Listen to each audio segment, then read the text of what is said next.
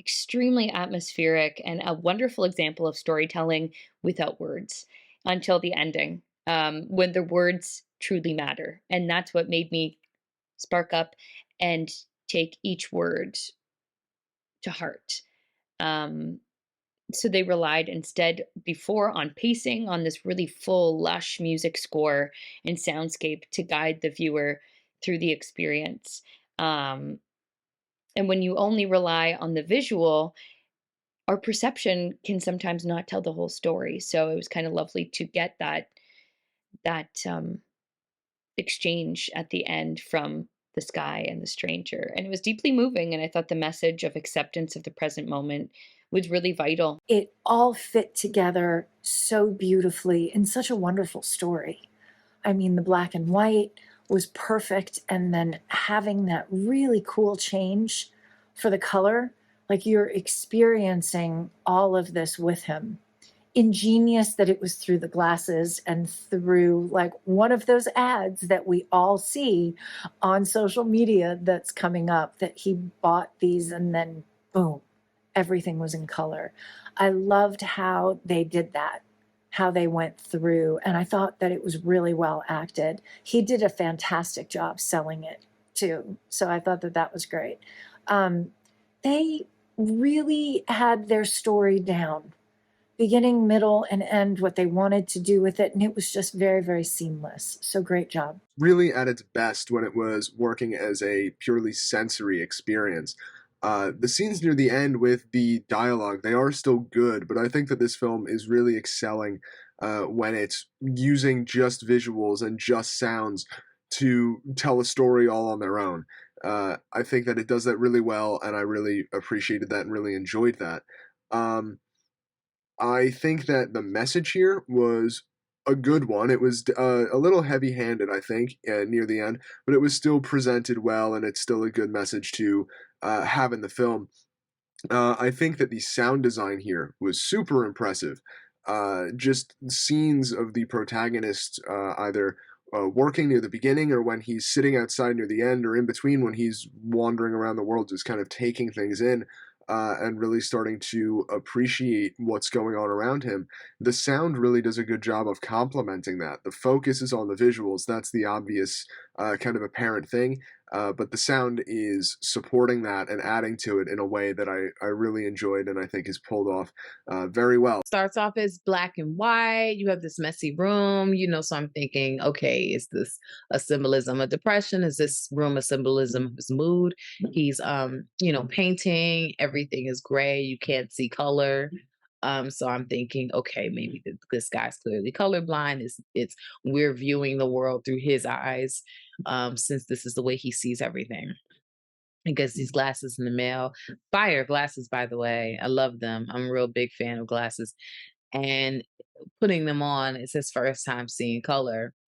And I just thought the actor did a really great job of having a genuine response to this new experience. You can only imagine what it would feel like to look at the world in a new lens for the first time. And I thought the actor really represented that in a great way. I'm finally able to see the world and experience the world through color.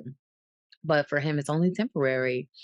And so you see the world turn gray again and the despair of that. And it's, through the wise words of this person who just happens to be enjoying the view, where it's just like, just enjoy the view. It's like, well, I can't enjoy the view. Yeah, you can.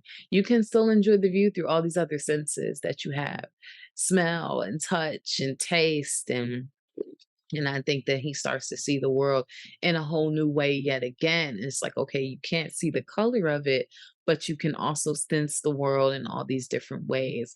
And through realizing that, he's able to develop art in a new way and find satisfaction in life. And I just thought it was just a really well told visual um, representation of what these creators were trying to bring forth. Our main character, the artist, he has lost his passion. His life has become grayed.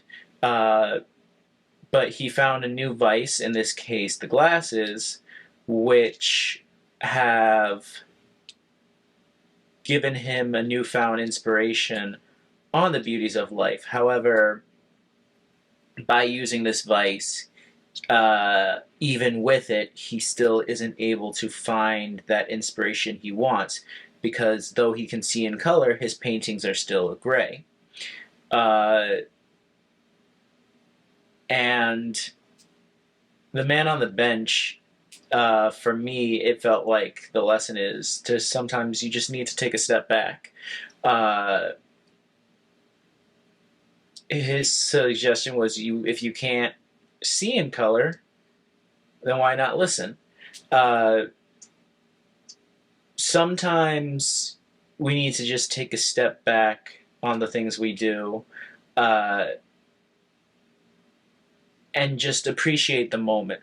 Because if you try to force that creativity, force that inspiration, um,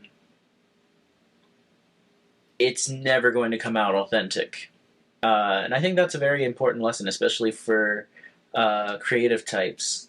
It's okay to take a break. It's okay to recharge, and it's okay to just live in the moment and accept life's natural beauty. I liked how it was told through an artist's perspective, and we get to see this alternate reality where colors aren't there, but the joy and delight of painting still is, and just kind of like going from inside to outside and from gray to color to gray again. I just thought it was really cool, and I think it did a great job of bringing out the internal character um, journey and change in a short film. So that was really cool how it explored all of those ideas using the visual editing aspect. For starters, I really enjoyed the premise, the way it took its time to, just show us this world and kind of set us up for, and set up our expectations really well and delivered on them.